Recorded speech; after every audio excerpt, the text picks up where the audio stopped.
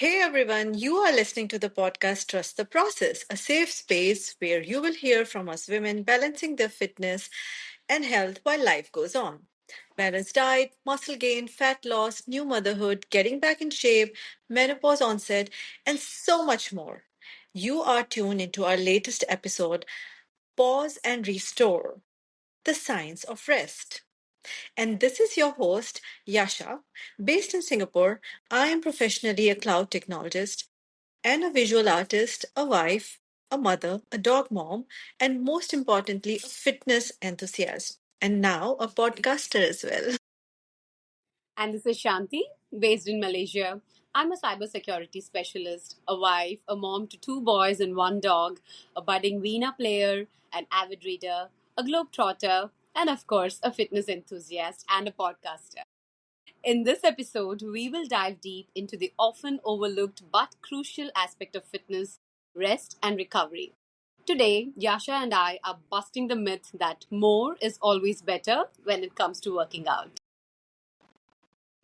Busting the myth, right? You know that feeling. Your muscles are sore, you're feeling tired, but you push yourself to hit the gym anyway because you are worried about losing that progress. At least I felt like that many a times and had to unlearn that habit or thinking of mine to save myself from burnout as well as stagnancy in the progress. And well, let me put it in a different way. What if I told you that taking strategic rest could actually fast track your fitness goals? Fast track? Well, that's very interesting, Yasha. I reckon that rest isn't just about being lazy, it's an essential component of any successful fitness journey. And in today's episode, we will explore 1. Why recovery is just as important as your workouts, 2. The science behind your muscle repair and growth during rest periods, 3. How to identify signs that your body needs a break. 4. Different types of recovery techniques that can supercharge your results. And 5. Common mistakes people make when it comes to rest and recovery. So, whether you're a weekend warrior or a seasoned athlete, stick around for some game changing information that might just transform your approach to fitness. Let's dive in. Yasha, what would you say? Why is this topic very important to talk about now and specifically for women? The topic of rest and recovery during fitness journeys is particularly important to discuss now, especially for women. Ha! So far, we have talked about types of workouts, where to start, how to peak your performance, diet planning and blueprints, macros, whatnot. But one of the most underrated and often ignored topics is rest.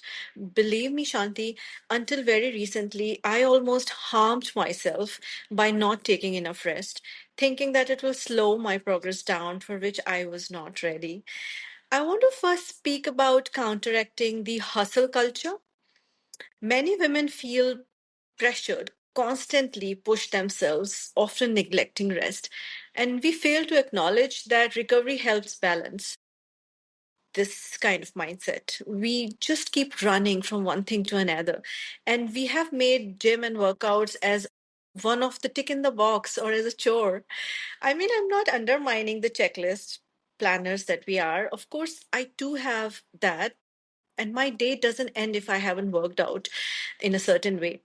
But many women juggle multiple responsibilities these days and forget about making it essential to incorporate rest into their fitness routines for long term sustainability. Oh, I'm so glad you spoke about the hustle culture, Yasha.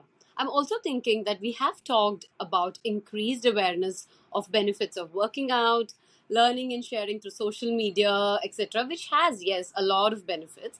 But I think it is also putting increased pressure on people changing the perceptions of an ideal body type, especially those gyms and fitness centers that are selling through those before and after pictures and their 12-week or an 18-week program to transform your body, right? So, where does that leave us? With that, we start chasing fitness for that quick goal. However, there is a shift away from overly lean or muscular ideals, emphasizing overall health and sustainable fitness practices. But I do hope that it's not doing more damage than good. What do you think? Well, I'm blushing and raising my hand here. I was one of those. I did join so-called very elite and expensive gym membership with the promise to transform my body in those 12 to 18 weeks. So I'm not denying the fact that it has helped me a lot by learning things about my body and be able to achieve heights of fitness to my body that I have never believed previously. But there was a time when I was chasing a goal to get a certain body or a certain body fat percentage without any rest. 6 to 7 days of workout, not resting enough. Even if my trainer asked me to rest up, I was secretly not resting. Meaning, I assumed if I rest up a day or two in a week, I won't progress and I'll slow down. And then, that hefty fee that you have paid for 18 weeks transformation. Wow, secretly not resting sounds so much like you and a lot of women I know, including me.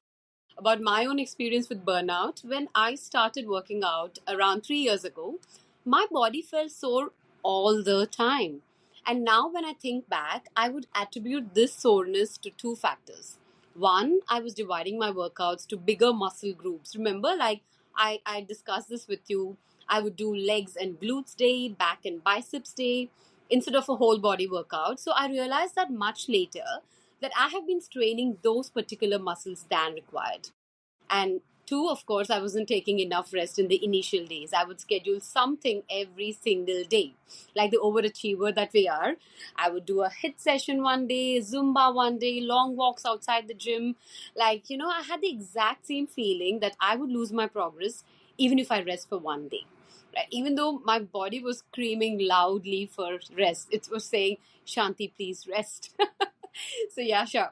What did you go through as a result of that mad chase of achieving your body fat percentage without resting? It was not only the physical exhaustion that we're talking about, but a complete mental exhaustion that came along with that.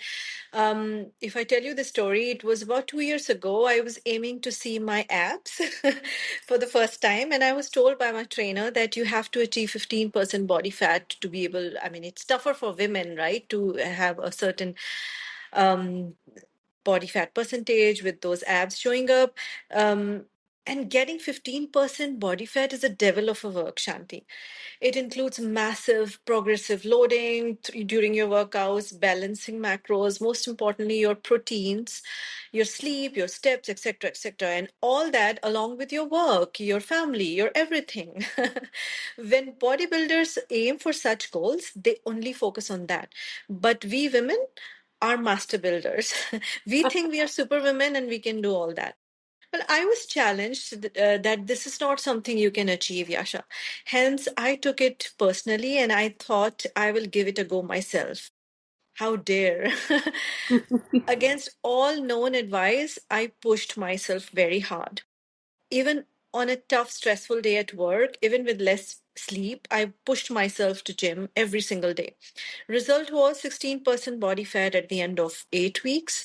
But believe me, all my family, my friends assured me they do not like the look on my face. I was exhausted, yes, and emotionally drained, which is why I was taking longer to get to the goal because all this take a toll on your hormones as well. Now, I would say I achieved somewhat the results that I wanted, and but that period is a story I'm not telling in a positive connotation, if you know what I mean. I can totally understand what you're saying, Yasha. I mean, not the 16% body fat because I know that's a devil's work, but I know we have all been through our own stories and went through our own stuff, right? We overload ourselves with tasks and goals to accomplish, especially women, and we are always trying to prove to ourselves and to the world that, hey, we got it. Uh, so let's talk about it. What are the signs your body gives to tell it needs rest? It should be easy to pick through if you listen to our bodies, but still, some of the things in the list and listening to your experience, I would say one, sore muscles. While it's normal to feel sore after exercise, persistent soreness is a definite red flag. It means your muscles haven't recovered from your past workouts. And two, fatigue.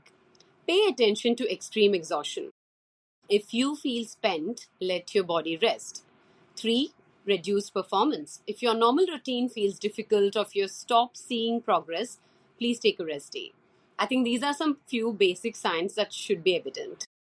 Yeah, all those, yeah. And some extreme ones also, like pain. Muscle or joint pain that doesn't go away might be a sign of overuse and injury. I had that for 4 weeks recently when I changed my workout to my high rocks workout, high rocks race, and I pushed really hard on my upper body. I didn't realize my continuously painful upper back is a result of lack of rest. I had to take a complete week off from those exercises to rest my back, and I was all right after that, but it took a week. I could have done it by slowing down the journey, right? And an important aspect that I already spoke about is emotional challenges, emotional changes, rather. When you're physically burnt out, hormones like serotonin and cortisol become imbalanced. And this can cause changes like irritability, crankiness, and mood swings. One of the easy ones to figure out that your body needs proper rest from regime is sleeping issues. High levels of cortisol and adrenaline can make it hard to get quality sleep. So yeah, these are few more areas to watch out. I think, yeah, that's enough of a list. And well, tired or fatigued body shouting for rest is an absolute no brainer. We just pretend it's not there and we are making it. But please, please acknowledge these signs. That's what we want to say. Yeah. Absolutely. And these signs can come out of your usual life, not only from gym or that fitness goal, right? Um, it can come from too much juggling, that is too much on your plate, continuously frequent travels, business or personal, long working hours, with also return to office after COVID when people have started traveling to work and then spending more energy in that too. So increased focus on holistic health is quite important. Right. And the need to grow the understanding that fitness isn't just about intense workouts, but also about the overall well-being, including proper rest and recovery. It's about preventing burnout and injury from workouts or usual life without adequate rest. And women are at a higher risk of overtraining syndrome. Do you know that, Yasha? And burnout and injuries, which can derail your fitness progress. We also need to consider the hormonal considerations for women's hormonal cycles that can significantly impact energy levels and recovery needs, making it a very crucial to understand and adapt to these fluctuations. Overtraining syndrome sounds scary. Well, yeah, by addressing these aspects, discussing rest and recovery can contribute to more effective and enjoyable and sustainable fitness journeys for women, aligning with current trends in health and wellness. Okay, so let's shift the seriousness of the topic to some fun. It's always fun to discuss what are the ways of rest and replenishments, isn't it, Shanti? Either it is after a good week of workout, or after a stressful event, or after a travel. I think talking about ways of resting is always fun. Yeah, definitely. Can't agree more. Let's talk about the interesting stuff. How to utilize rest days. Is it like a whole day lying down, sleeping, or be a couch potato on the sofa? Or some alternatives like an active rest day, like yoga, walking, meditation. Let's unpack what exactly rest means. I personally would dissect rest and recharge into a few categories. One, physical recovery. Two, mental refreshment. Three, emotional reset. And four, energy restoration. It's important to think about body, mind, and soul healing when it comes to proper rest and recovery so that you get started again for a grind and to continuously thrive. So, what do you think, Yasha? How do you manage your rest? How do I take rest? First, I would like to answer a question that you did not ask, Shanti. Does rest come easy? Especially for people with itchy feet like mine. No, urge to train on a rest day can often feel overwhelming, especially if you are committed to achieving a specific goal. I have to make an effort to rest. Important to remind myself that rest will replenish me, including new cell generation, muscle growth, and the reduction of stress hormones like cortisol, which cannot occur if I'm training too hard with inadequate rest. So it is important to remember that I will not be able to complete my next training session at a high intensity or at a desired intensity if I'm tired, lethargic, or overtrained. And believe me, Shanti, this I have learned with a lot of practice and forceful application in my routine. So, anyone out there, if listening and is able to relate to this, or if they feel that their form at the gym is deproving, then they have to look for these signs. Please ensure you are making an effort to rest. Oh, yeah. It reminds me of my days when the kids were much younger. It used to be a huge effort for me to consciously rest too. As a full time working mom of two young kids, who always had deadlines to meet, you wake up at 6 a.m., you cook lunch boxes for the kids, send them to school by 7:30. Then I would literally take a 5-minute break to have my favorite coffee and then quickly go into a mad rush of getting ready for work. And then once work was done, homework and dinner rush. Oh my god, my life had so much of an organized chaos. I think it became a part of my DNA to not relax consciously. And yes, it did take a lot of unlearning for me to rest consciously, but that only happened after the kids left the nest. Now they're in college. In fact, but I don't think I relax much even now.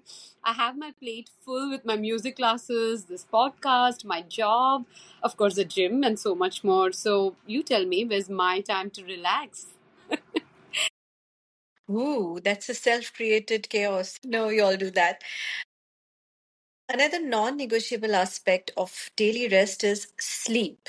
Minimum 7 to 8 hours of sleep if I want to push my limits in my strength or cardio sessions. And I learned it hard way again. I'm like talking like on a radio. And after a lot of disbelief in the importance of sound sleep, as I used to function all right in younger years, like we used to sleep 2, 3 hours when we were in universities and we'll still operate. It was an inability to accept rather than disbelief. Still today, I feel like there's no problem with my sleep, sometimes 5 to 6 hours, sometimes 7 hours, big deal, right? But when I measured my body statistics, it was very clear that sleep is playing a major role. um, Example, my diet, my rest days, my supplements, everything would be perfect, but still I would be not, I would find something unaccountable was causing issues in my stamina or pushing or recovery. And one by one, when all factors were looked into, I found that sleep was to be perfected. And once I addressed that, everything started falling in place. Of course, it is difficult to be disciplined all throughout the year, every single day, sleep on time like clockwork. But I would say consistency is the key. Oh, yeah, consistency is the key, and I cannot stress more on the importance of good sleep. As for me, I definitely ensure I get my 7 hours every day.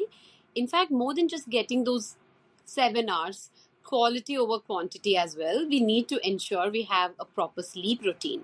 So during weekdays, at least for me, there's no Netflix binging or doom scrolling. I try my best. I usually end my day with a glass of low fat milk, a chapter of my current read, and I shut my eye by 10:30 max. If you are texting me after 10:30, you'll only get a reply from me the next morning. This way, it really helps me wake up fresh in the morning without feeling groggy at all. So, we talked about physical recovery and sleep, which contributes to mental as well as emotional wellness too. Few other ways for emotional restoration for women like us who are juggling with work, be it office work or work at home, young kids, or our self created chaos, as you rightly mentioned, along with our social life. Let's not forget that. It's very important to spend quality time on our hobbies or meeting with people that give you positive energy, be it friends or family, or just a phone call to your favorite person in the world. What do you think? We forget that oftentimes, right? It would be like months and you haven't talked to those favorite people. It's a very important point, Shanti.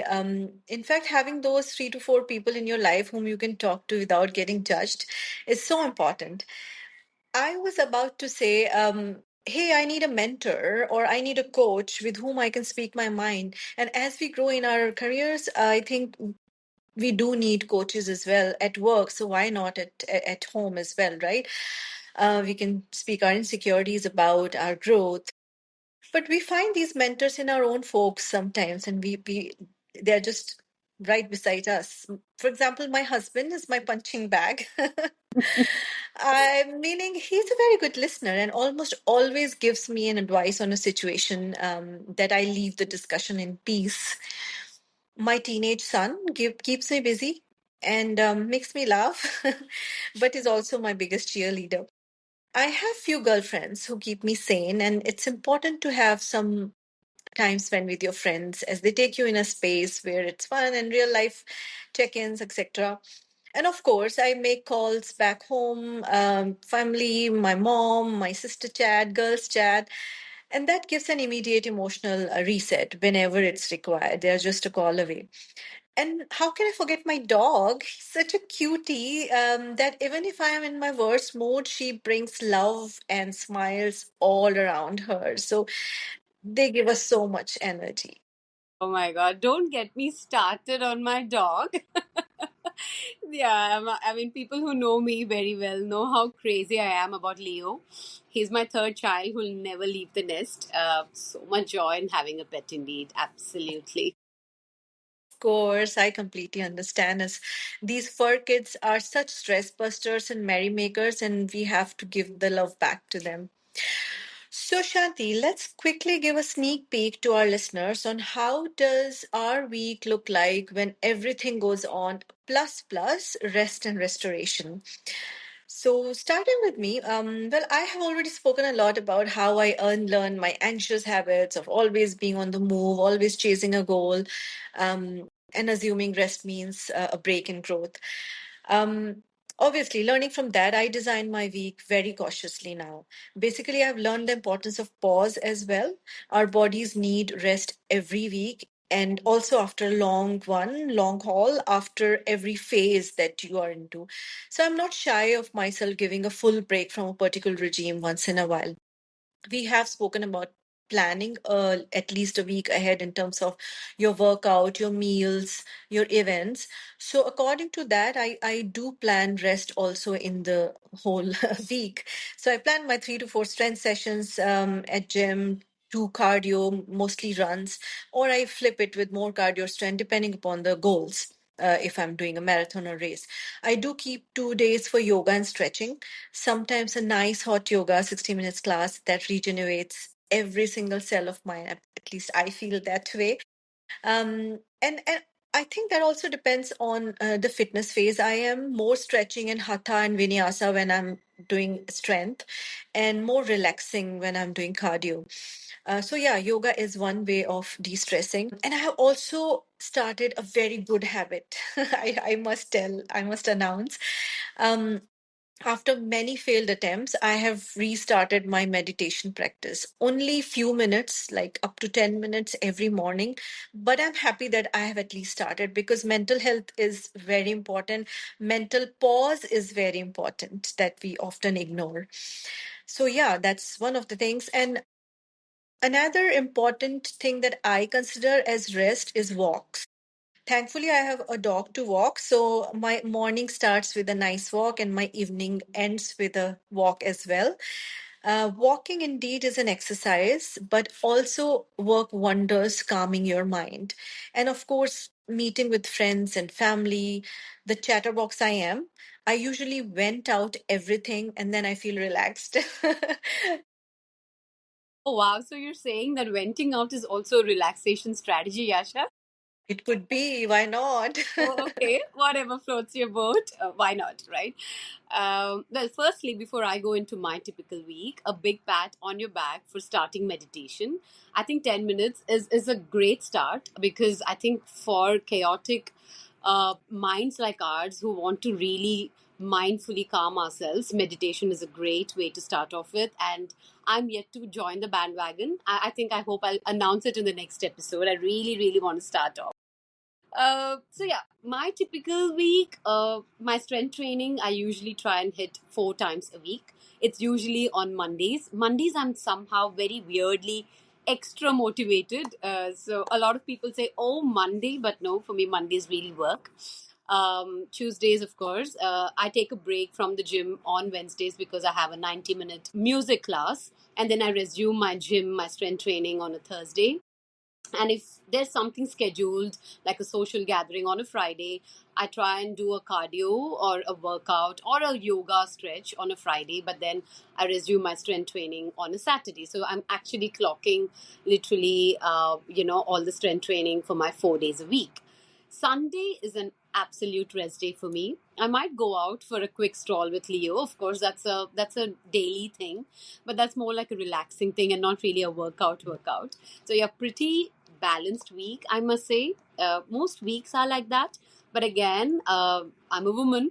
I have my phases, and during my luteal phase, that's 1 week before my period comes, I acknowledge that my energy levels are dipping, and I have been consciously very listening to my body to change my workouts, to not overstrain, yet get the required movement during this week. So yeah, that's how my week really goes.